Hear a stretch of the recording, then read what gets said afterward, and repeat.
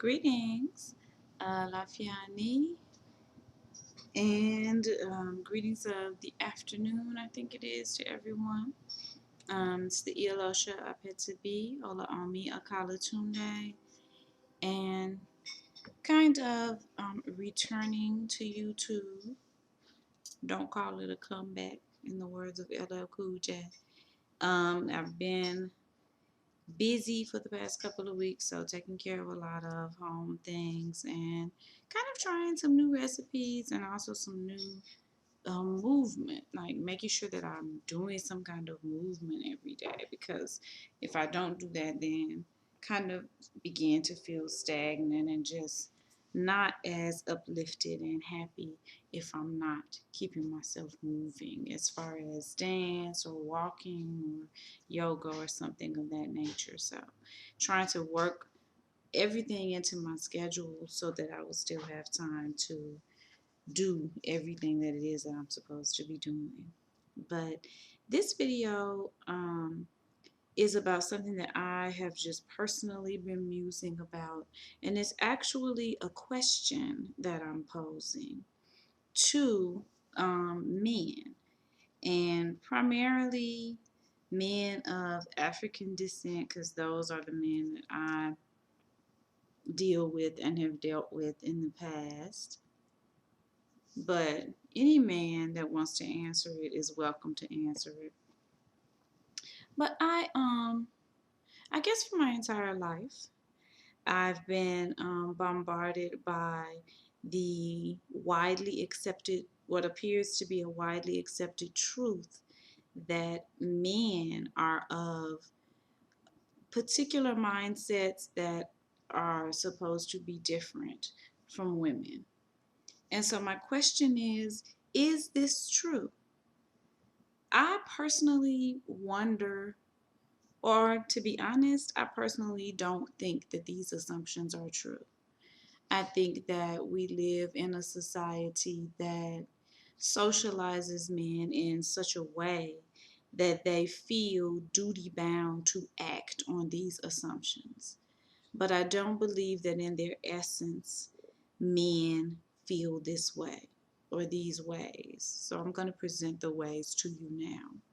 So the first assumption that I was raised with, and I haven't ever met a woman who was well raised, who wasn't raised with this assumption, and it was something taught to me by my mother and my older sisters, and then reinforced by my father and my brothers, and continues to be reinforced by blogs that I read or just male friends, or, it seems to be society at large. But this first assumption is that if you are a man, that what is attractive to you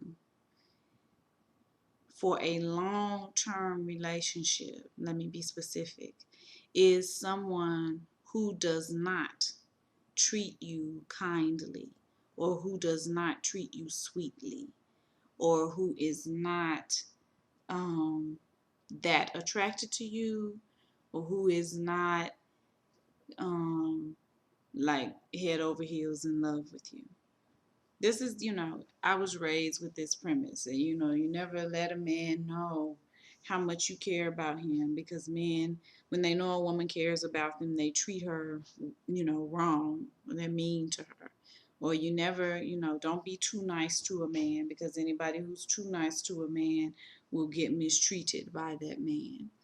So that, to me, I mean, for a long time, I just took it as a matter of fact, and I just acted on it, and truthfully, I was always successful. If you want to be in a long-term relationship with a guy, then don't come into the relationship being nice and being pleasant and being sweet and being compassionate. Because if you enter into the relationship being nice and sweet and pleasant and compassionate, then he's going to assume, or he's going to not want it to be long term. So anything that I wanted to be long term, if I would come into it abrasive and aggressive and um, hard and distant and cold, and those things would always become long-term relationships. But anything that I knew I didn't care whether or not it became long-term, then I could be sweet and kind and compassionate. And sure enough, you know, the man would not want it to be long-term. So my question is that your actual nature? My question is to men, is that your actual nature? When you meet a woman who is sweet to you and who is kind to you and who is compassionate to you and who is giving and nurturing and loving, your nature is to say, this is somebody I should mistreat. I just don't think that's human nature. I think that human beings are inherently good. And I think that, like any other creature, that we react positively to someone who's treating us positively. That's what I think. So, what is it about masculine socialization that causes them to do otherwise? Because I don't think it's your nature. And if it's your nature, I'd like to hear some sort of explanation of that. So, I am a being, because of the fact that I have a penis, I'm a being that when someone is nice to me, I want to mistreat them. How does having a penis make you want to mistreat people who are nice to you? I'd like to get an understanding of that. And I mean, I understand what society at large says. So when I say I want an explanation, I don't want an explanation of, what society thinks and what they're, I want personal explanation from a man who is looking at himself as a human being. Why is that what you prefer? Someone who is mistreating you? Because what it sounds like is the byproduct of abuse. It sounds like that men are internalizing abuse on a higher level than women are. And so they equate love then with some sort of abusive interaction. And a woman who is not giving them this abusive interaction, they don't think that that they can love this person, that they can be with this person long term. I'm tell you what it sounds like. I have sister friends who say, I could never be with him. He's too nice. Or I can't have no man that treats me too nice. I can't have no man like that. And that is always, whenever I have a sister friend that says that, is this the byproduct of abuse? She's used to being abused. And so if she's not at least getting a little bit of abuse, then she doesn't feel like she's in a real relationship. I know that people say it and they think it's cute and fly, but there's nothing cute about that. It's sad. So if you as a man think that this is your true nature, not any kind of dogma, not something that you've been taught by, you know, a religion or, a fraternity or something. That's not what I'm talking about. But I mean inherently from your heart, if you think this really is my nature, I'd like to understand why. Why is that your nature? How did that get to be your nature? What happened in your childhood that made you think what I should cling to is people who are mean to me? I don't understand that. So I wanted an understanding of that. The second thing that I want an understanding of is the phenomena of male cheating. I want an understanding of that because we are told that it is a man's nature to cheat. That's a man's nature.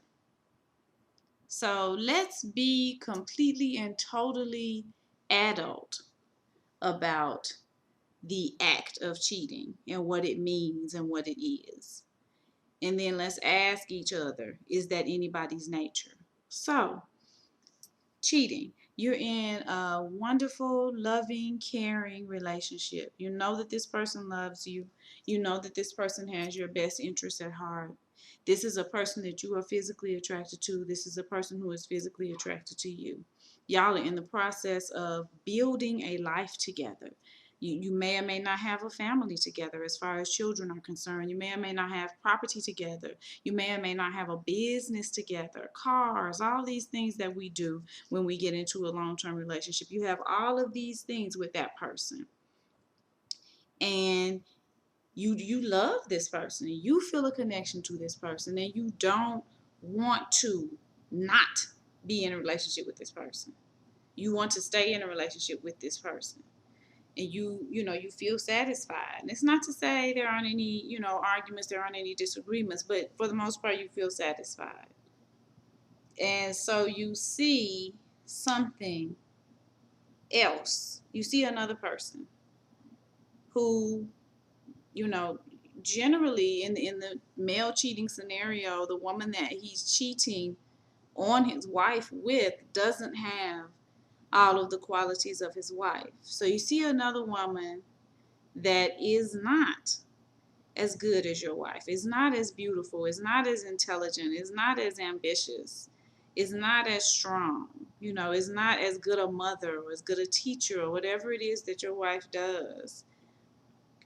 And there is an urge within you to start a relationship with this person too, even though you know that this would be devastating to this person that you love, that this would completely and totally, break her down and make her feel horrible.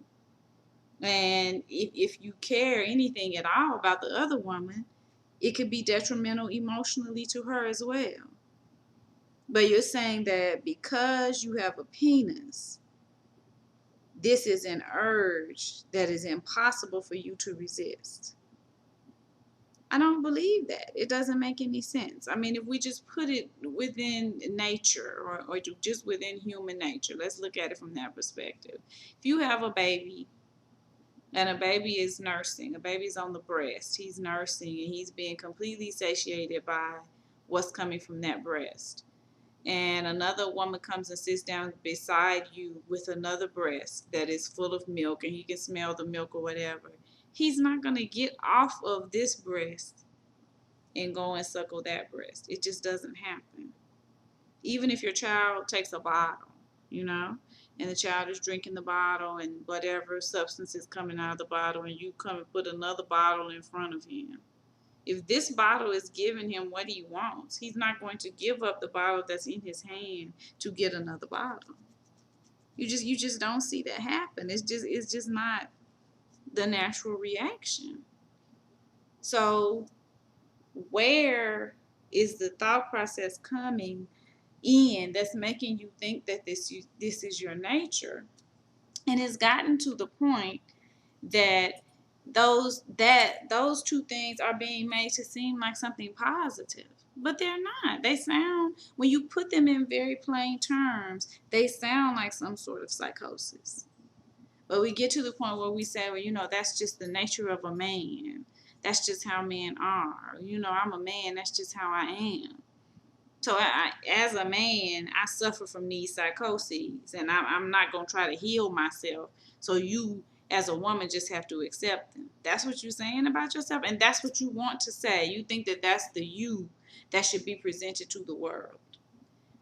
I don't think there's a lot of honesty going on in how we are viewing men, in how we're being taught to view men, and how men are being told to view themselves.